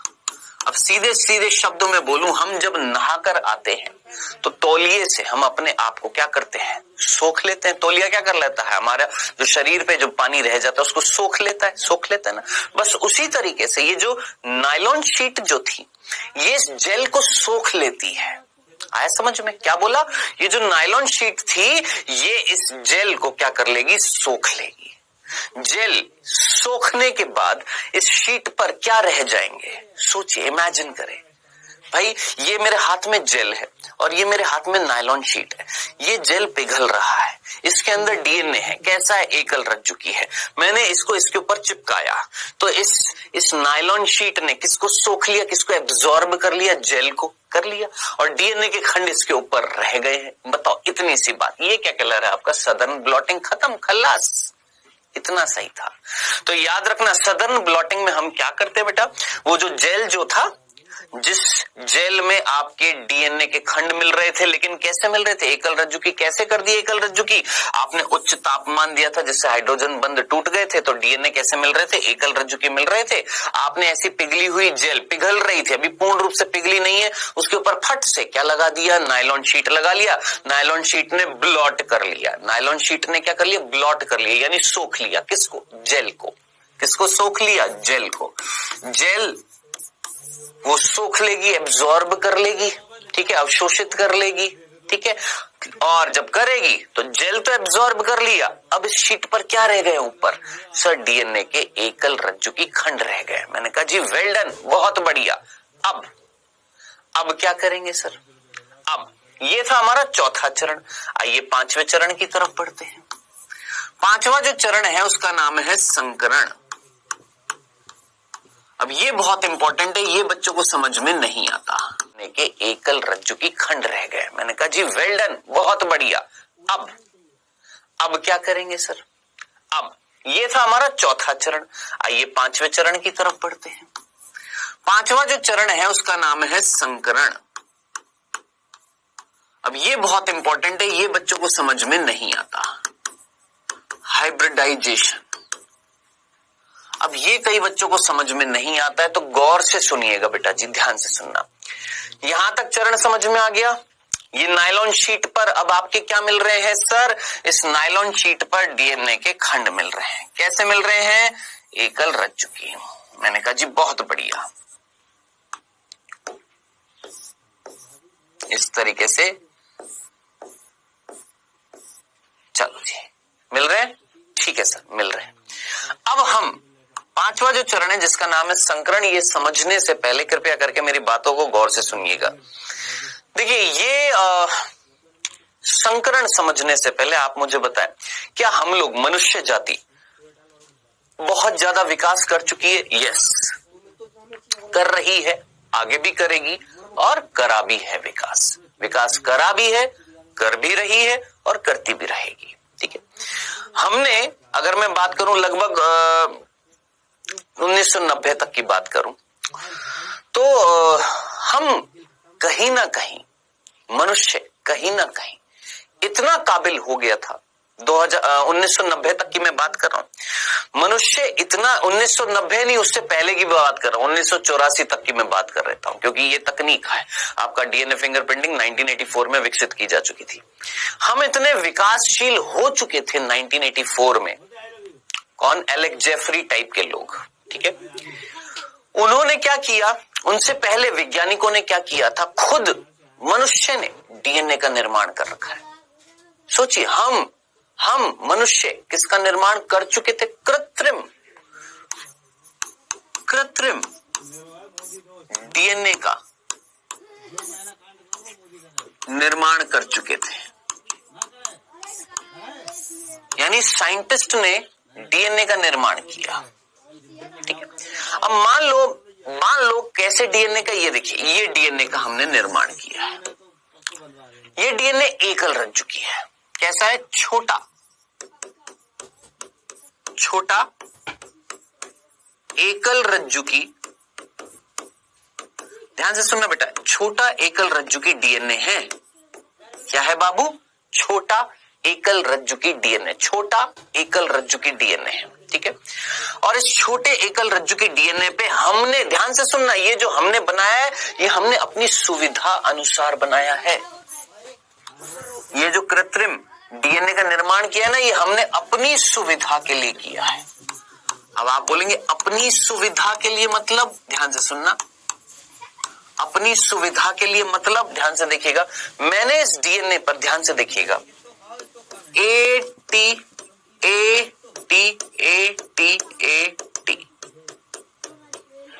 अनुक्रम लगाए हैं। यस, बाकी जी सी सी जी।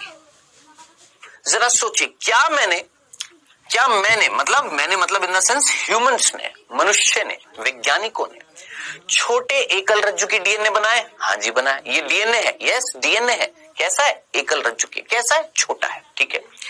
अपनी सुविधा के लिए बनाया। अपनी सुविधा के लिए क्यों? मैंने इस पे सोच के मुझे बताना, ये जो अनुक्रम आपको दिखाई दे रहा है, क्या ये पुनरावर्तित अनुक्रम है? यस।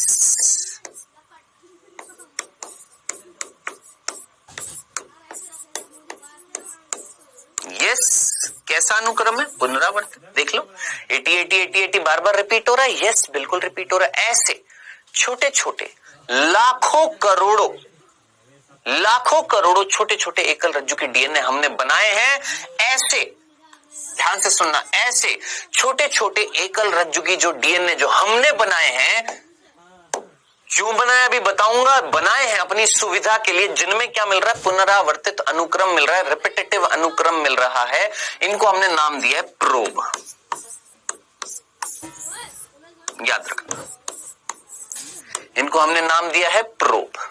ठीक है, अब इधर देखना, ये जो रिपीटेटिव अनुक्रम है ना, ध्यान से सुनना, ये जो बार बार रिपीट हो रहा है, इसमें ये एडेनिन और thymine, adenine thymine, adenine thymine, adenine thymine, ये एडेनिन और थाइमिन जो है ना, इन पर जब एक्स किरणें डाली जाती हैं तो ये जगमगाते हैं। क्या बोला? ये जो बार बार रिपीट हो रहे हैं ना, रिपीट हो रहे हैं, ये भी कैसे हैं? रेडियो एक्टिव है। कैसे हैं? रेडियो सक्रिय है, विकिरण सक्रिय है। कैसे है ये पुनरावर्तित अनुक्रम? विकिरण सक्रिय है, यानी इन पर जब एक्सरे डाली जाएगी तो ये जगमगाएंगे। यस, ये जगमगाएंगे क्योंकि ये विकिरण सक्रिय होते हैं। एडेनिन, थाइमीन, थाइमीन, मान लो थाइमीन में हमने नाइट्रोजन ले लिया, एडेनिन में हमने नाइट्रोजन ले लिया जो विकिरण सक्रिय। भाई एडेनिन थाइमीन याद आ रही है ना, संरचना याद आ रही है, उसमें नाइट्रोजन था, कार्बन था, है ना, तो उनमें हमने रेडियो एक्टिव सब्सटेंस डाल दिया, रेडियो सक्रिय पदार्थ डाल दिया, मान लो नाइट्रोजन सक्रिय डाल दिया हमने, है ना। ठीक है, तो उस पर जब एक्सरे डाली जाएगी तो वो जगमगाएगा, एक्सरे किरणें जब डाली जाएंगी। ठीक है सर, ये समझ में आ गया।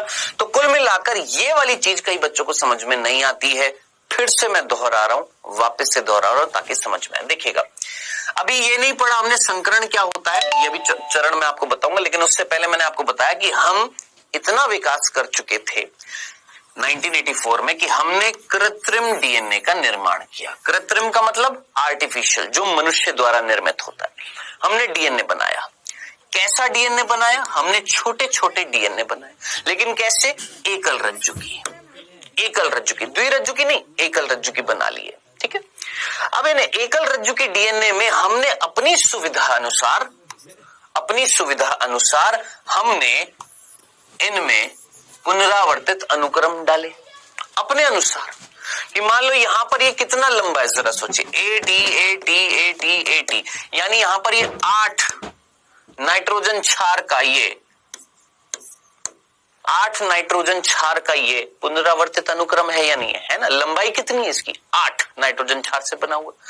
कोई प्रोब बनाया जिसमें 4 थे, कोई प्रोब बनाया जिसमें 16 है, कोई प्रोब बनाया जिसमें 18 है, ऐसे बहुत सारे प्रोब बनाए, है ना। तो उन प्रोब्स में अपने अनुसार हमने क्या डाले हैं? पुनरावर्तित अनुक्रम लगाए हैं।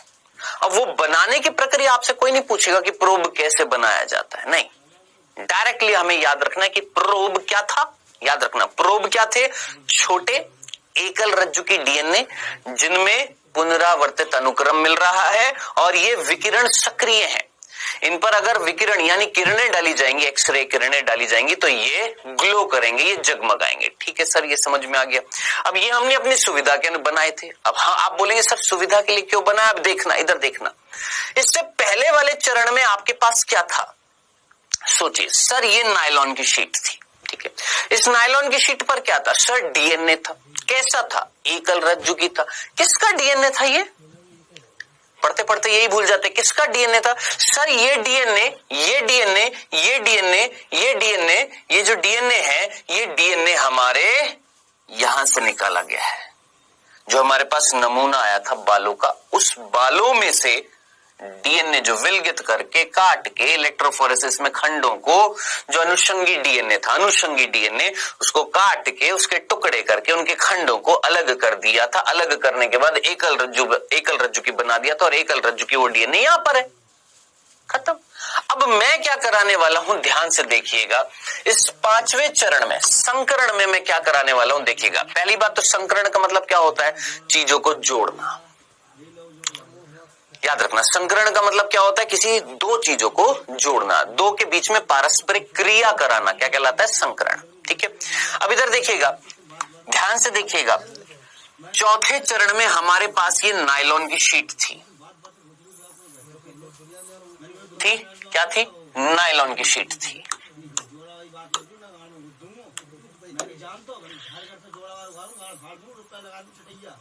ठीक है सर, ये नायलॉन शीट थी। बस अब थोड़ा सा रह गया। इस नायलॉन की शीट पर क्या मिल रहे थे? आप बोलेंगे सर एकल रज्जु की डीएनए मिल रहे थे। ठीक है, अब आप मुझे बताइए किसके एकल रज्जु की डीएनए थे? सैंपल के, उस बालों के नमूने के। कौन से डीएनए थे? अनुषंगी डीएनए है ये कौन से डीएनए? अनुषंगी। भूले तो नहीं है? समझ में आया? याद आ रहा है? क्लियर है? हमने चिंटू के हाथ में जो बाल मिला था कातिल का, उस बालों में से डीएनए को निकाला, उस डीएनए में से पर्टिकुलरली अनुषंगी डीएनए निकाला। अनुषंगी याद रखना, अनुषंगी डीएनए निकाला। फिर अनुषंगी डीएनए के टुकड़े जो हमने कर दिए थे उन खंडों को अलग किया। अलग करने के बाद में इस जेल में अनुषंगी डीएनए है। जेल में क्या है? अनुषंगी डीएनए। किसका? कातिल का। ठीक है, इस अनुषंगी डीएनए को हमने गर्म किया जिससे ये एकल रज्जु की हो गया। फिर इसको हमने नायलॉन शीट पर डाल दिया। क्या कहला रही थी? Southern blotting. अब यहाँ पर जो डीएनए है, ये डीएनए ये क्या है? ये अनुषंगी डीएनए है। क्या है ये? अनुषंगी डीएनए है। किसका अनुषंगी डीएनए? कातिल का। ठीक है, अब आप मुझे बताएं अनुषंगी डीएनए पर क्या मिलते हैं? सर पुनरावर्तित अनुक्रम मिलते हैं। मिलते कि नहीं मिलते? पता है ना, याद है ना? क्या मिलते हैं? अनुषंगी डीएनए पे पुनरावर्तित अनुक्रम मिलते हैं। हाँ जी मिलते हैं। अब मान लेते हैं ये जो अनुषंगी डीएनए के जो खंड जो थे, है ना, ये जो अनुषंगी डीएनए के जो खंड हैं, ठीक है, अब यहां पर इनमें कहीं ना कहीं पुनरावर्तित अनुक्रम होंगे। हमें पता है क्या है? इनमें पुनरावर्तित अनुक्रम है। ठीक है, अब हम क्या कर रहे हैं? इस 5वें चरण में हम इन प्रोब्स को ले रहे हैं और यहां पर डाल रहे हैं। लाखों करोड़ों प्रोब्स डाल दिए, डालते जा रहे, डाल दिए प्रोब्स डाल दिए, भर दिए प्रोब्स। अब क्या होएगा? कुछ प्रोब जाकर जुड़ गए, कुछ प्रोब जाकर जुड़ गए, कुछ प्रोब जाकर जुड़ गए।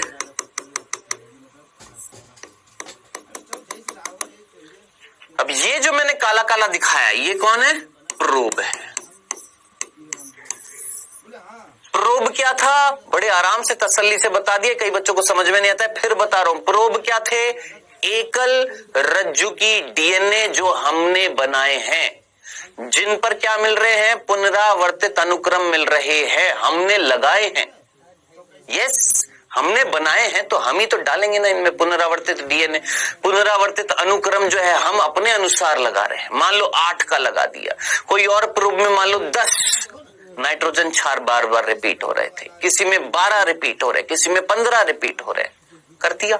चलो, अब ऐसे घने सारे, ऐसे ढेर सारे हमने प्रोब्स यहां पर डाले, है ना। अब उनमें से कुछ प्रोब नहीं जुड़े, पड़े रह गए, लेकिन कुछ सैंपल डीएनए से जाकर जुड़ गए।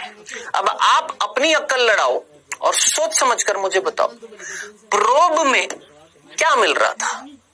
सोचिए, इस प्रोब में ये लो जी, इस प्रोब में क्या मिल रहा था?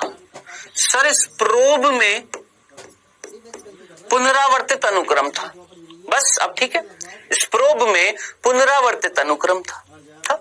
अब ये अगर प्रोब, सोचना, इमेजिन करना, ये अगर प्रोब जिस पर पुनरावर्तित अनुक्रम है, ये प्रोब अगर सैंपल डीएनए से जाकर जुड़ रहा होगा तो सैंपल डीएनए में किससे जुड़ रहा होगा? इमेजिन करो, ये सैंपल डीएनए है और ये प्रोब है। प्रोब पर मिल रहा है AT। तो सैंपल डीएनए में कहां जाकर जुड़ा होगा? जहां क्या होएगा? TA। जरा सोचिए, ये अगर इससे जुड़ रहा है, ये अगर इससे जुड़ रहा है बाबू, तो सोच समझकर मुझे बताओ, सैंपल डीएनए का ये वाला भाग क्या है? पुनरावर्तित है, नहीं है? सोचो, ये अगर पुनरावर्तित है, प्रोब अगर पुनरावर्तित था, प्रोब में पुनरावर्तित बार बार रिपीट होने वाले अनुक्रम थे, अगर ये सैंपल डीएनए से जाकर कहीं जुड़ रहे हैं तो जिस जगह पर जुड़ रहे हैं सैंपल डीएनए में भी वो जगह क्या है, पुनरावर्तित ही तो होगी ना, होगी ना। अब आप मुझे बताएं, ये वाला खंड, ये वाला भाग पूरा का पूरा क्या होएगा, पुनरावर्तित। ये वाला भाग पूरा का पूरा क्या होएगा सर, पुनरावर्तित। ये वाला पूरा का पूरा पुनरावर्तित, ये वाला पूरा का पूरा पुनरावर्तित, ये वाला पूरा का पूरा पुनरावर्तित। अब मुझे कैसे पता लगेगा भाई, हमने तो नायलॉन शीट थी, नायलॉन शीट जिस पर एकल रज्जु की डीएनए था, हमने तो प्रोब छिड़क कर डाल दिए। अब मुझे कैसे पता लगेगा कि प्रोब कहां कहां किस कौन से जगह पर जाकर जुड़ा है ना। तो अब हमने 5वें स्टेप में संकरण तो करा दिया, चीजों को जोड़ तो दिया, हाइब्रिडाइजेशन तो करा दिया हमने, प्रोब को सैंपल डीएनए से जो कातिल का डीएनए था उससे जाकर जोड़ तो दिया, हमें कैसे पता लगेगा। आखिरी चरण, लास्ट चरण, आखिरी, जिसका नाम है स्व विकिरण, स्व विकिरण, ऑटो रेडियोग्राफी। अब आप मुझे बताएं, आप में से कितने बच्चों ने हड्डी वड्डी टूटी हो एक्सरे कराया है, कराया है, देखा है एक्सरे फिल्म, देखी एक्सरे फिल्म, कभी ना कभी जिंदगी में तो देखी होगी एक्सरे फिल्म, देखिए ना। तो बेटा जी अब हमने इस छठे स्टेप में क्या करना था, हमें तो बस पता लगाना है, सिंपल, कि कहां कहां पर प्रोब जाकर जुड़ा है ना। ठीक है, अब हमने क्या किया, इस नायलॉन शीट को उठाया। कौन है बेटा ये, अभी तक कौन है ये, नायलॉन शीट ही तो है ना। इस नायलॉन शीट को उठाया, ठीक है, उठा लिया मतलब इन द सेंस इसको रखा, ऐसे हाथ में नहीं, मतलब इस नायलॉन शीट को उठाकर रख दिया। ठीक है, अब मान लो यहां पर ये इस तरीके से मान लेते हैं, सपोज ये हमारी नायलॉन शीट है, ये मान लेते हैं ये हमारी क्या है, नायलॉन शीट। ठीक है, अब ये नायलॉन शीट रखी हुई है और यहां पर एक्सरे स्रोत है, एक्सरे,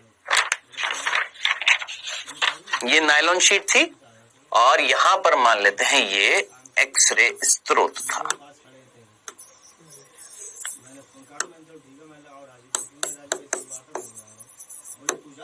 एक्सरे स्रोत का मतलब जहां से एक्स किरणें निकलेंगी,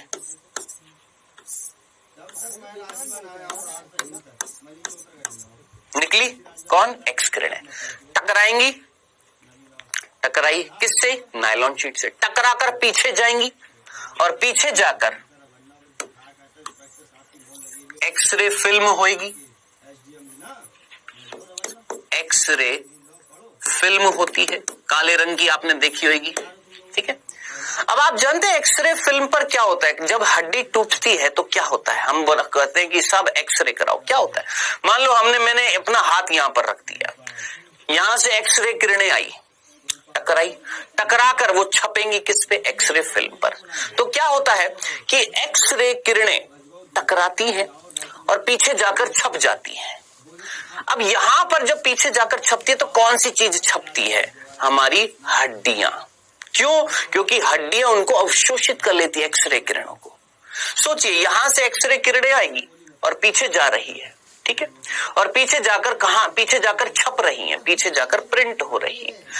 मैं उन एक्सरे को अगर अवशोषित कर लूंगा तो कहीं ना कहीं मेरी इमेज पीछे छप जाएगी या नहीं छप जाएगी। ये बिल्कुल बच्चों वाली चीज है क्या, कि भैया एक्सरे किरणें डाली यहां पर, और हम जानते हैं इस एक्सरे किरणें जब डालेंगे तो ये एक्सरे फिल्म पर जाकर छपेंगी। तो अब देखिएगा कुछ इस तरीके से छप रही थी ये,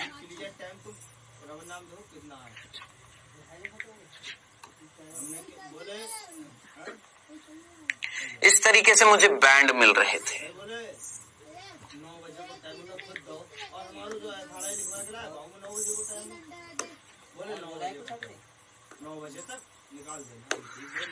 देखिए इस तरीके के मुझे बैंड मिले हैं। अब आप मुझे बताइएगा बालक, ये जो बैंड मुझे मिले हैं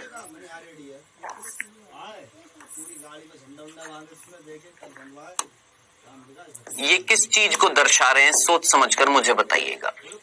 ये जो बैंड मुझे मिले हैं ये किस चीज को दर्शा रहे हैं?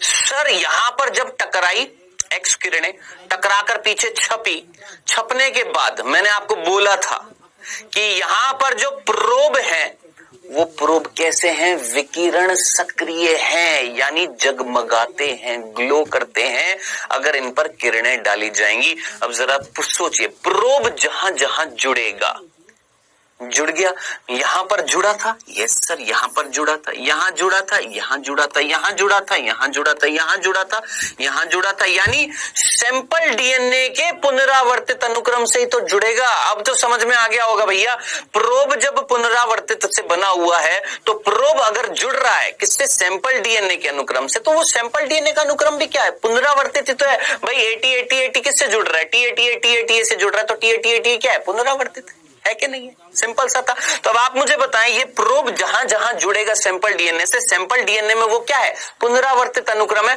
मुझे तो उसकी लंबाई पता लगानी थी ना, कितना लंबा है, इतना लंबा है, इतना लंबा है, इतना लंबा है, इतना लंबा है, कैसे पता लगाऊंगा? इस पर किरणें डालूंगा, एक्सरे किरणें डाली, एक्सरे किरणें जाकर छपी किस पे? एक्सरे फिल्म पे, ये बैंड मिल गया। अब जरा सोचिए, ये बैंड ग्लो कर रहे थे, ग्लो कर रहे थे, क्यों जगमगा रहे थे? क्योंकि यहां पर कौन था? प्रोब, वो प्रोब जिस पर जो विकिरण सक्रिय था, जो जाकर जुड़ा था किससे? सैंपल डीएनए के पुनरावर्तित अनुक्रम से। अब मुझे बताएं, ये बैंड लंबाई को बताएगा। ये बैंड जो मुझे मिले हैं ये किस चीज को बता रहे हैं? लंबाई को। किसकी लंबाई को? सर कातिल में, कातिल का जो डीएनए था, कातिल का जो डीएनए था, उस कातिल के डीएनए के, कौन सा डीएनए? अनुषंगी डीएनए, अनुषंगी डीएनए के पुनरावर्तित अनुक्रम की लंबाई को बता रहे हैं। ठीक है सर, कर दिया। अब ये थे 6 चरण। अब क्या करेंगे? अब क्या करेंगे? अब क्या करेंगे? अब हम इस मिंटू का डीएनए लेंगे, इस टिंटू का डीएनए लेंगे, इस सिंटू का डीएनए लेंगे, और इन तीनों के डीएनए को लेकर हम 6 के 6 चरण वापस से दोहराएंगे। 6 के 6 चरण वापस से दोहराएंगे। दोहरा दिए 6 के 6 चरण, और दोहराने के बाद ध्यान से देखिएगा, हमें 3 एक्सरे फिल्म मिली।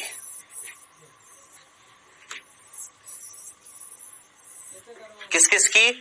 एक मिली हमें बेटा जी मिंटू, टिंटू और सिंटू की। ये 6 चरण कर लिए, उनके डीएनए निकालकर वापस से यही 6 चरण किए। हमें मिंटू की, टिंटू की और सिंटू की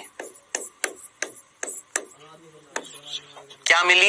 एक्सरे फिल्म मिली। यानी ये जो 6 चरण थे, ये 6 चरण हर एक के डीएनए पर अपनाए जाएंगे बाद में। ये करने के बाद में पहले हमने ये किया, कातिल का जो डीएनए था उसका एनालिसिस किया, फिर जिन पर शक है उन तीनों का भी इसी तरीके से पूरे 6 के 6 स्टेप दोहराने के बाद उनकी भी क्या आ जाएगी? सर इस तरीके से एक्सरे फिल्म आएगी। आइए कुछ इस तरीके से आई।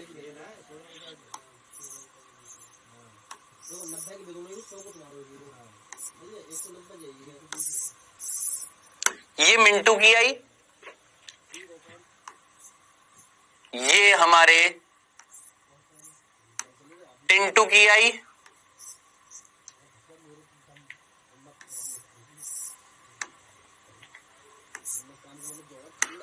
और ये हमारी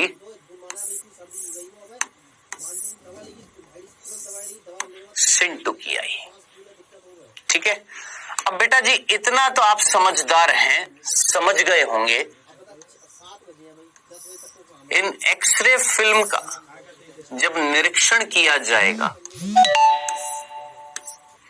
इन एक्सरे फिल्म का जब निरीक्षण किया जाएगा तीनों का, तो अब आप मुझे बताएं सोच समझ कर, सिंपल सा। ये एक्सरे फिल्म मिंटू की आई, ये टिंटू की आई, ये सिंटू की आई, वही 6 के 6 चरण दोहराए हमने इन तीनों के डीएनए के साथ में भी। पहले हमने जो कातिल का डीएनए था उसके लिए 6 के 6 चरण दोहरा, 6 के 6 चरण किए थे, फिर हमने इन तीनों के किए थे। अब हमारे पास ये था, ये एक्सरे फिल्म किसकी थी? जो हमारा सस्पेक्ट है, जो कातिल है उसका, है ना। अब इसको हमने कंपेयर किया, तुलना करी किसके साथ? इन तीनों की। एक्सरे फिल्म के साथ। इन तीनों के डीएनए की भी हमने 6 चरण डीएनए फिंगरप्रिंटिंग कराकर तुलना करी। अब इससे क्या दिखाई दे रहा है आपको? क्या ये वाला एक्सरे फिल्म इसके जैसी है? नहीं। क्या ये वाली एक्सरे फिल्म इसके जैसी है? नहीं। देखिए ये वाली एक्सरे फिल्म ऐसी, ये बैंड छोटा फिर बड़ा, छोटा थोड़ा सा बड़ा, थोड़ा सामान्य बड़ा, ऐसा। किसके जैसा? इसके जैसे छोटा बड़ा सामान्य थोड़ा बड़ा। इसका किसके जैसा? सर टिंटू के जैसा। इट मीन्स कत्ल किसने किया? टिंटू ने किया। अब आप बोलेंगे सर टिंटू का कैसे? अरे बाबू टिंटू का ही तो डीएनए था। वो डीएनए, वो बाल किसके थे? टिंटू के थे कि नहीं थे? तो टिंटू के जो बाल थे उसका कराया, पूरा 6 के 6 चरण दोहराए, अनुषंगी डीएनए निकाला। जरा सोचिए, हर व्यक्ति में अनुषंगी डीएनए में, हर व्यक्ति के, तो टिंटू के जो बाल थे उसका कराया, पूरा 6 के 6 चरण दोहराए, अनुषंगी डीएनए निकाला। जरा सोचिए, हर व्यक्ति में अनुषंगी डीएनए में, हर व्यक्ति के अनुषंगी डीएनए में पुनरावर्तित अनुक्रम की लंबाई अलग अलग होती है। अलग अलग अलग अलग अलग अलग है कि नहीं है? बिल्कुल अलग है। बस हमने तो एनालिसिस किया, खत्म। इतना ही था हमारा डीएनए फिंगरप्रिंटिंग। बताओ कौन सा बालक है जिसको समझ में नहीं आया होगा? अब कई टीचर्स इसको बस एक लेक्चर में खत्म कर देते हैं, लेकिन इस साल भी नीट 2021 में प्रश्न पूछे गए हैं, और 2 प्रश्न पूछे गए, 2 8 नंबर। सोच सकते हैं आप, हल्के में मत लेना। मैंने अपनी तरफ से पूरी कोशिश करी कि एक एक चीज आपको समझ में आ जाए।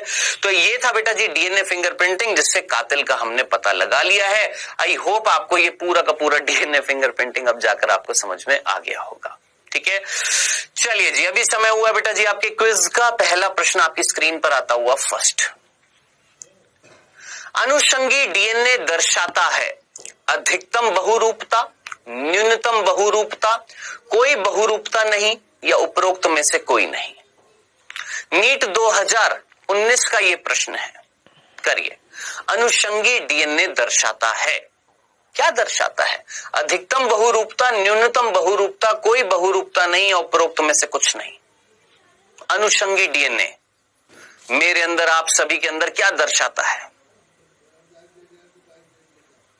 चलिए जी, दूसरा प्रश्न। डीएनए अंगुली छापी में उपयुक्त होने वाले प्रोब होते हैं। प्रोब कैसे होते हैं? एकल रज्जु की आरएनए होते हैं, द्विरज्जु की डीएनए होते हैं, एकल रज्जु की डीएनए होते हैं, या द्विरज्जु की आरएनए होते हैं। प्रोब कैसे होते हैं? प्रोब